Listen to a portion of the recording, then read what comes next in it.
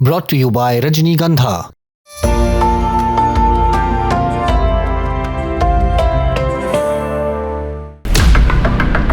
जिस टेबल पर cease fire की बात हो रही थी वहां चीन भी बैठा था।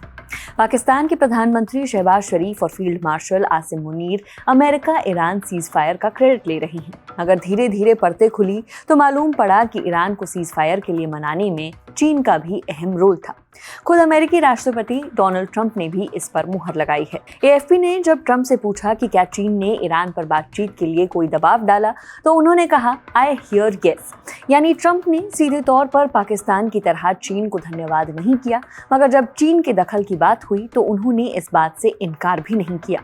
वहीं चीनी विदेश मंत्रालय की प्रवक्ता माओ निंग ने 8 अप्रैल को प्रेस कॉन्फ्रेंस के दौरान कहा, चीन ने संबंधित पक्षों द्वारा सीज फायर पर सहमति जताने के ऐलान का स्वागत किया है।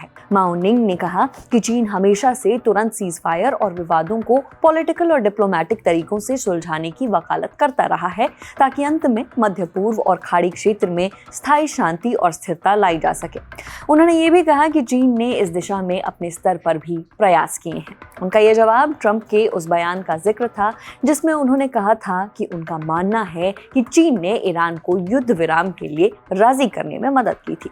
माओ ने यह भी कहा कि चीनी विदेश मंत्री वांग यी ने संबंधित देशों के विदेश मंत्रियों के साथ फोन पर 26 बार बातचीत की है, जबकि मध्य पूर्व मुद्दे पर चीनी सरकार के विशेष दूत ने संबंधित पक्षों के बीच कूटनीति का संचालन भी किया है। माओ ने आगे कहा कि चीन और पाकिस्तान ने खाड़ी और मध्य पूर्व क्षेत्र में शांति और स्थिरता बहाल करने के लिए 5 सूत्रीय पहल का संयुक्त रूप से प्रस्ताव भी रखा है।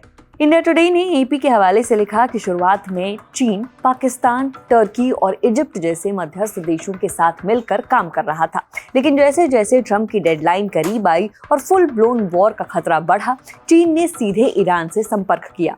इससे मालूम पड़ता है कि पाकिस्तान से ज्यादा ईरान पर चीन की बातों का असर पड़ता है। अब सवाल है कि ट्रंप ने पाकिस्तान की तरह चीन के दखल को सबके सामने स्वीकार क्यों नहीं किया। इंडिया टुडे की रिपोर्ट के मुताबिक चीन का नाम न लेना एक सोची समझी रणनीति था।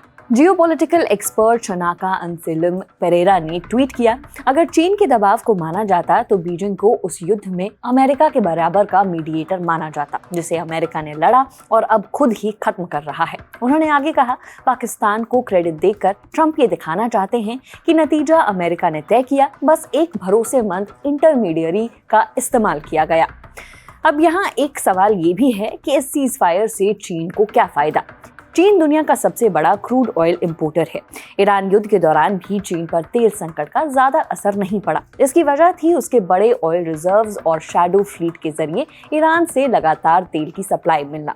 ये शैडो फ्लीट पुराने और अक्सर बिना इंश्योरेंस वाले जहाज होते हैं जो नियमों से बचकर तेल पहुंचाते हैं। चीन के लिए असली खतरा युद्ध का बढ़ना था।